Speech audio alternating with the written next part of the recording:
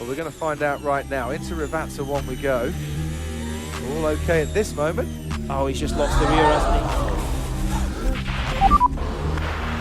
There we go. Oh, Carlos Sainz. He's just signed a 2-year contract extension with Ferrari. He spent last year proving he could compete with Charles. And this weekend, he put his car in the gravel not once but twice in front of the home crowd of Tifosi. Is Carlos cracking under the pressure? Welcome back, Formula 1 fans, to another video.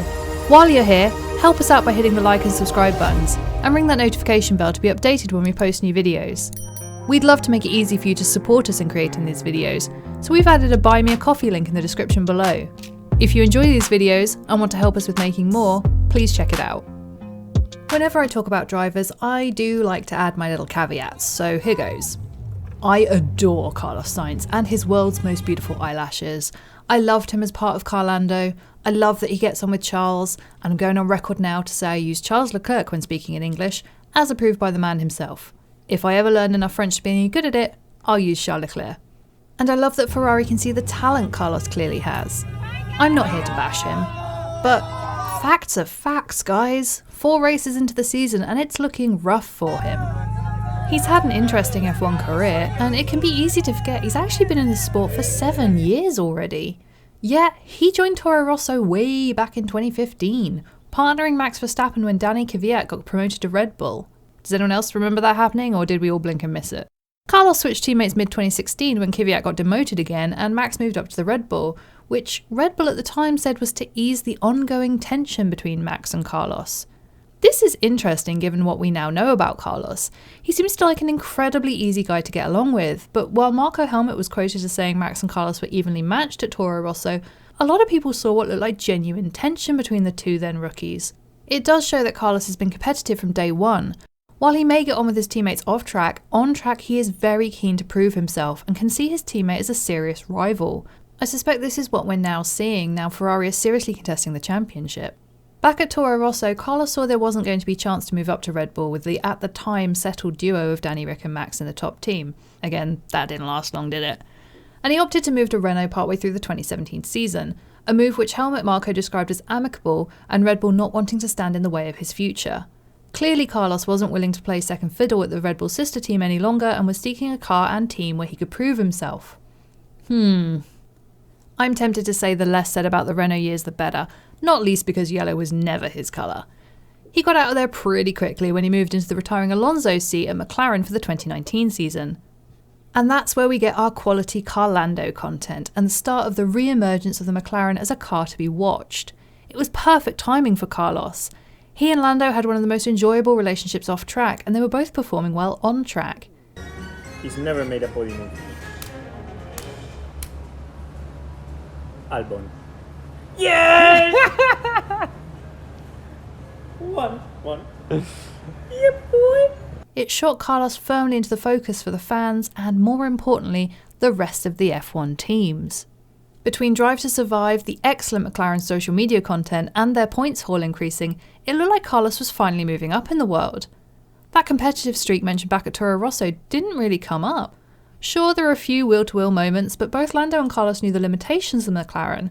They weren't in a position to be serious contenders for race wins most races, and so we didn't seem to see any of that urgency we're getting from Carlos now.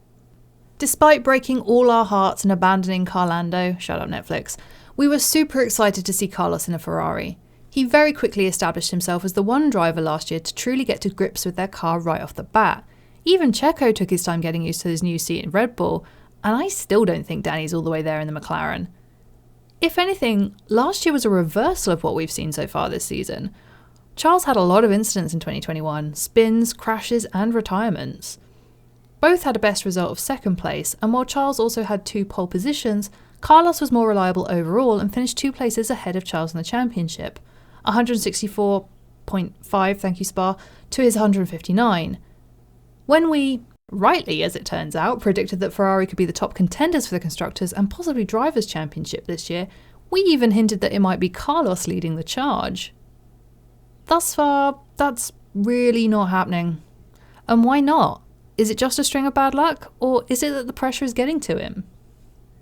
Some of it is definitely bad luck. To To be honest, in Bahrain and Saudi Arabia he did nothing wrong. He finished second and third. But he could see Charles pulling away from him at the top of the table, and having a teammate being pipped as potential champion within the opening weeks of a season will certainly play mind games with you. Australia is where the bad luck starts taking a turn though. Carlos can't be held responsible for the red flag that disrupted Q3 or for the car not starting properly, meaning he was on cold tyres for his flying lap and couldn't qualify higher than 9th. He was clearly angry about the situation. We haven't been perfect as a team, clearly, and especially with Charles sitting there on pole, and that just had a knock-on effect on race day. Again, not his fault that his steering wheel had to be swapped just before the start of the race, and not his fault that this prompted anti-stall issues that saw him drop to 14th place. What is his fault is how he reacted. Desperate to make it up the field, his rushed attempt to overtake Mick Schumacher led him to go across the grass, spin wildly, and he ended up with him beached in the gravel at turn 10, his race over only 2 laps in. Of course, this just meant going into Imola, Ferrari's home Grand Prix, and with thousands of tifosi lining the track, Carlos was undoubtedly putting even more pressure on himself, and that's important. I don't think Ferrari or Charles are putting the pressure on him yet. This is Carlos sabotaging himself. Despite setting a decent time in Q2, the session was red flagged when Carlos put his Ferrari into the barrier, meaning he qualified to start the sprint race in 10th. In his defence, he was far from the only one to cause a red flag throughout quali. On Saturday, Carlos did a sterling job overtaking the field and made his way up to finish the sprint in 4th, snagging 5 points which would become his only points of the weekend.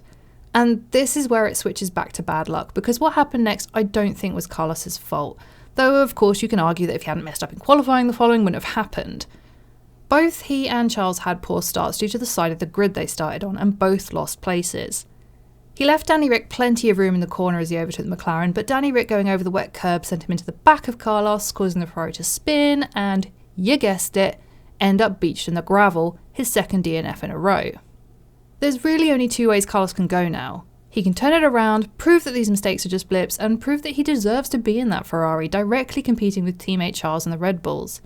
And let's face it, Carlos is due some good fortune on his side to balance out the recent bad luck.